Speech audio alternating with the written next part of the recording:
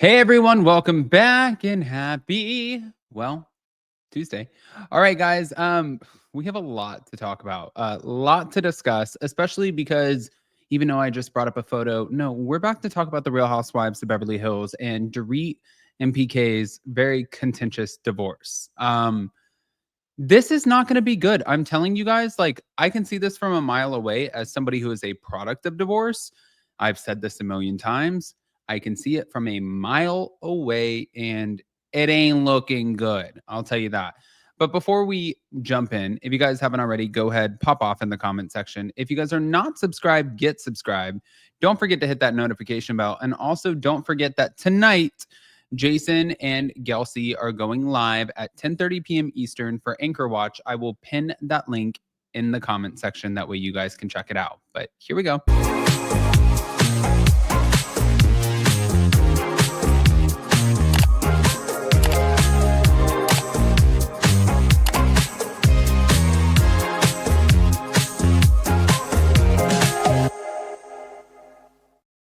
All right, guys. So I knew that Dorit and PK's divorce was not going to be friendly, especially after watching her on last season of The Real Housewives of Beverly Hills, where she was just very vocal about how he's not a good dad, how he has a problem with alcohol, how he is not present, and how he viciously attacked her in an email. And then watching his statement play out on the reunion, I was like, oh, no, no, no. This ain't going to be good. But here we are. Literally.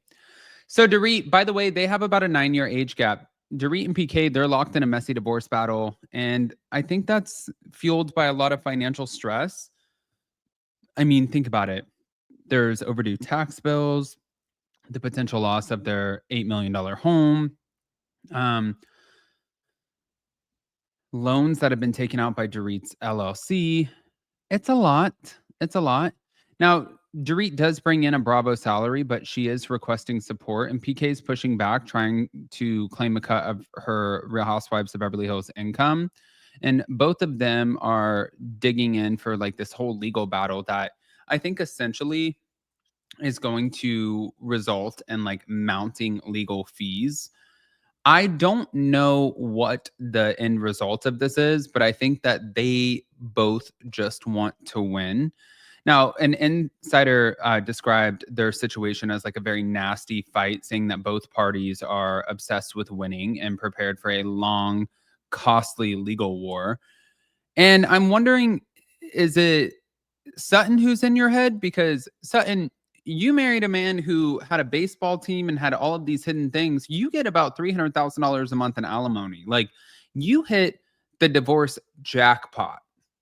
A lot of people don't have that same access. So when she's sitting there trying to guide Dorit, it's like you can't take something that's not there. So if there's not a lot of money and there's more debt, then that's what you're going to receive is a shit ton of debt. Who wants that? Not me. But PK's relationship with Shana Wall, who was on The Amazing Race, who apparently was once a guest at his wedding, and I guess she was a guest at his wedding with Ryan Seacrest. She has Dorit talking about getting back at him, particularly after the public like making out sessions in Beverly Hills. But their ownership of the multi-million-dollar house purchased via Dorit's company is reportedly at risk due to unresolved tax debt and financial maneuvers. So I think that at the end of this, do I think both parties will be okay? Yes. Do I think that anybody needs to have a man or a partner in order to survive? No. Do I also think that Dorit is incredibly expensive? And you're wanting to dress head to toe Chanel. You want to be a trophy wife. You want to have all of these glam outfits and really just portray this image. That image is not inexpensive. That's a very expensive image because some of those outfits that she's wearing are anywhere between $10,000 to $50,000 an outfit. So, yeah, you need to find somebody who can be able to afford that lifestyle because it's definitely not a cheap one. That's not counting your home. That's not counting your food costs. That's not counting your cars. That's not counting your utilities. This is a lot of money that's coming out. But Moving on. So Erika Jayne ended up talking about Teddi Mellencamp's cancer journey, saying that it's really softened her. And I thought this was interesting because I've kind of felt the complete opposite. So Teddi is battling with stage 4 melanoma, and Erika praised her for developing a newfound empathy and a softer demeanor. But I guess she's going through the immunotherapy treatments, and those have shrunken the tumors in Teddy's brain and lungs. And Erika clarified that this emotional growth was noticeable both on her podcast and off air. I looked at it from a different perspective as like a fan watching, and maybe to be fair, I'm not there recording a podcast with Teddi Mellencamp, so I don't know it from that same perspective. But I am looking at it from my own perspective of thinking like when she was going through all of the cancer treatments, she was so quick to name all of the housewives or the people who had not reached out to her, which I didn't understand. And then some of the things that she's commenting on, yes, she's unapologetically commenting on, but sometimes it seems like her opinions are very aggressive. So this perspective coming from Erika, I guess I was just like, that's interesting. That's not what I gathered from watching Teddi Mellencamp over the past few months on Two Teas in a Pod. Like, I did not get that same point of view, that same perspective. But again, I'm not there. So they also said Teddi embraces vulnerability. So once all about the tough love, Teddi now admits, hugging more and showing raw emotion and realizing in the face of her illness, it might be her last chance to connect with people, which makes me so sad for her.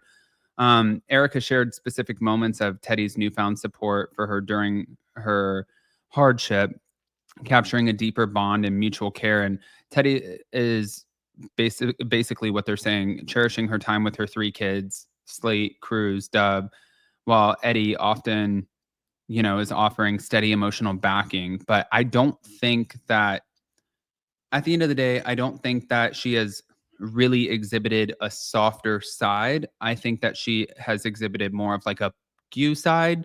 Like, God forbid, if I'm going to go out, I'm going to go out swinging. And really, at the end of this, and I've said this a million times, do I think that Teddi should be back on the Real Housewives of Beverly Hills? No, I do not. I think that she was a terrible housewife. Do I think that she's a great podcast host?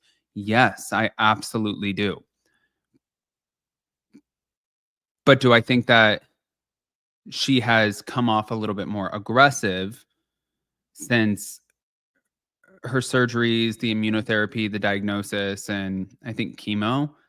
Yeah, I do think that she's become a little bit more harsh. But those are all my opinions, and I'm allowed to have those opinions. I'm not saying anything that I don't truly believe, and I'm not saying anything bad about her. I'm just saying, truly, I think that she has changed and not in the way that Erika is saying. But on top of that, I just want to say, guys, tonight we have Gelsey and Jason going live for Below Decks Anchor Watch recap. And so you can go and you can see right here. I'm going to pin this link in the description, also in the comment section. But you can go right here and you can see here's the live chat. I'll just go ahead and put hi, hi, hi, and you can check that out. Make sure that you click the like button and join them at 10:30 tonight because that is going to be one hell of a live.